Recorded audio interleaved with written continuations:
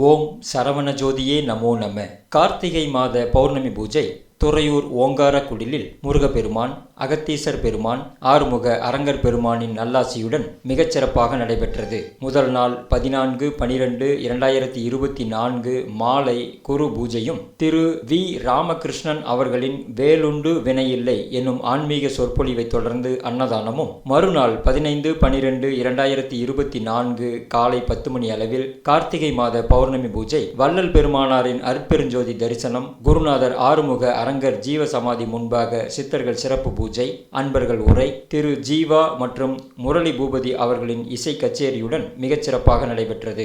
காலை 8 மணி முதல் ஞானிகளை பூஜித்த அருட்பிரசாதம் அன்னதானமாக வழங்கப்பட்டது. சுமார் 6000 அன்பர்கள் பிரசாதத்தை உண்டு மகிழ்ந்து ஆசி பெற்றார்கள்.